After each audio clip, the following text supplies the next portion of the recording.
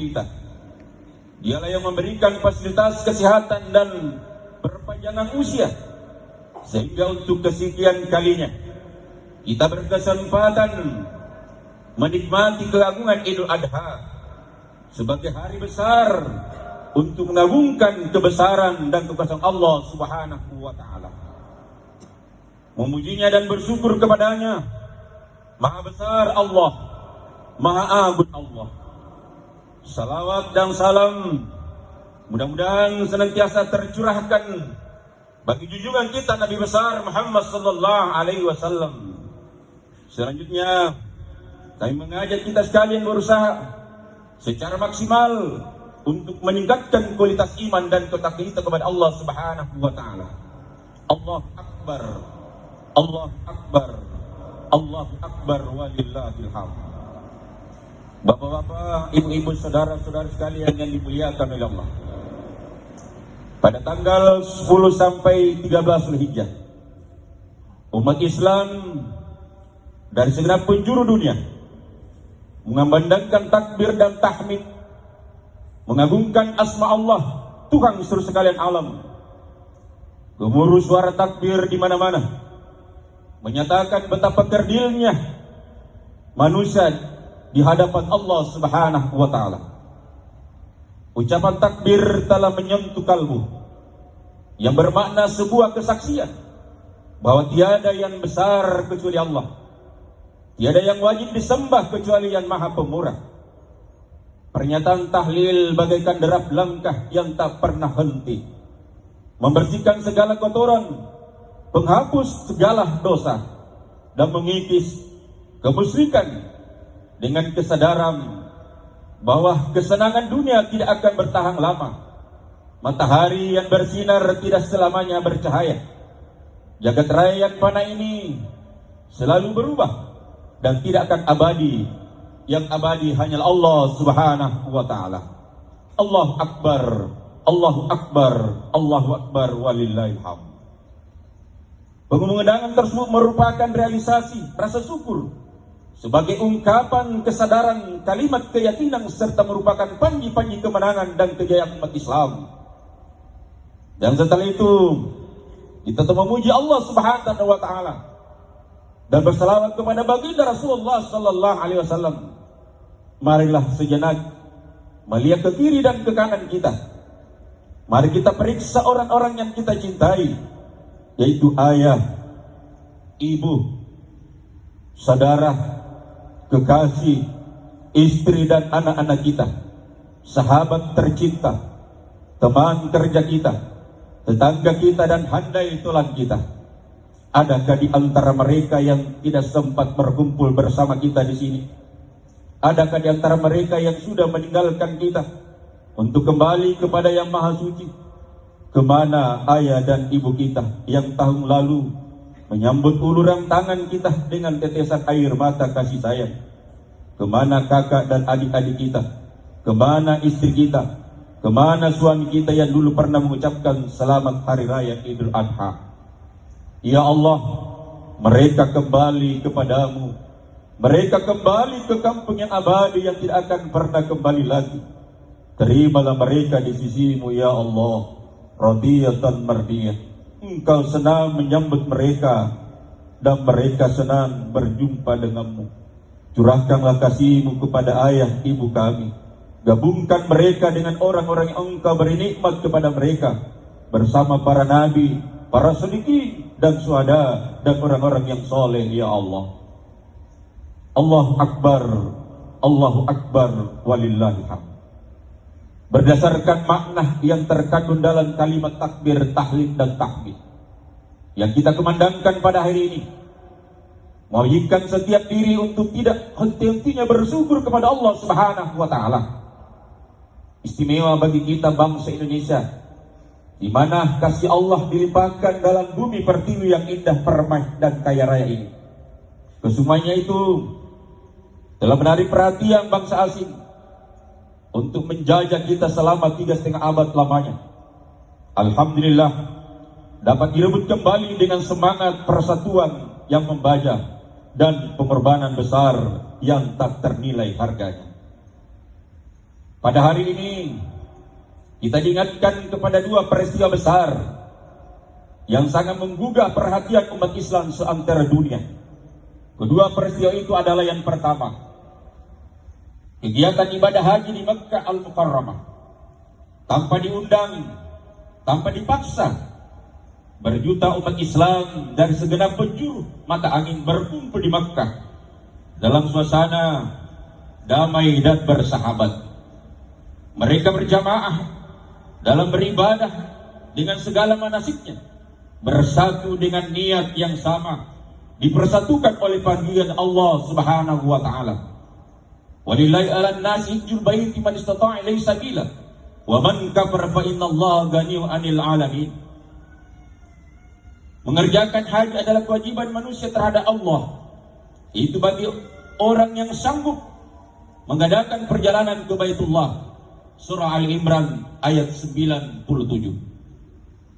Mereka berkumpul berdesak-desakan, meninggalkan rasa dalam kehusuan. Kemudian dalam desak kepasrahan, mereka mengenakan pakaian ihram, menyuarakan kalimat talbiyah. Labbaik Allahumma labbaik, labbaik la syarika laka labbaik, innal hamda wan ni'mata laka wal mulk la syarika lak. Aku sambut panggilanmu ya Allah. Aku sambut panggilanmu ya Allah. Tiada sekutu bagimu ya Allah. Sesungguhnya segala pujian dan kebesaran hanya bagimu. Segala kerajaan milikmu. Tiada sekutu bagimu.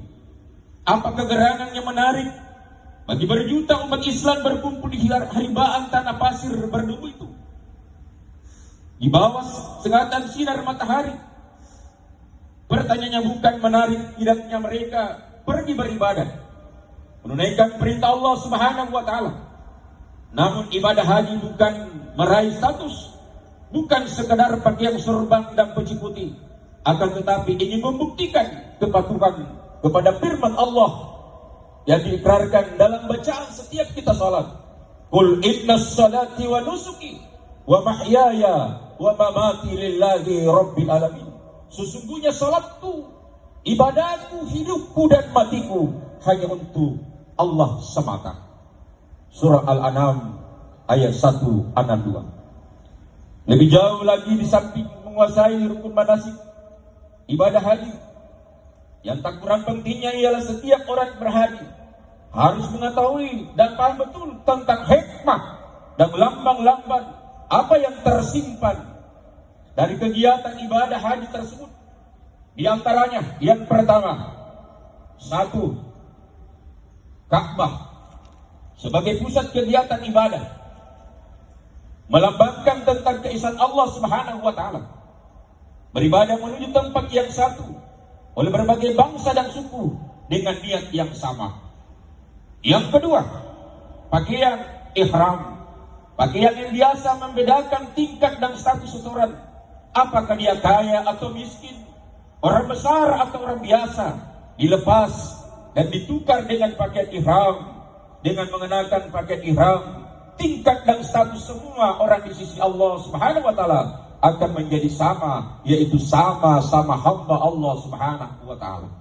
Pakaian putih pula itu yang akan dipakai sewaktu kita akan kembali kepada Allah Subhanahu wa taala.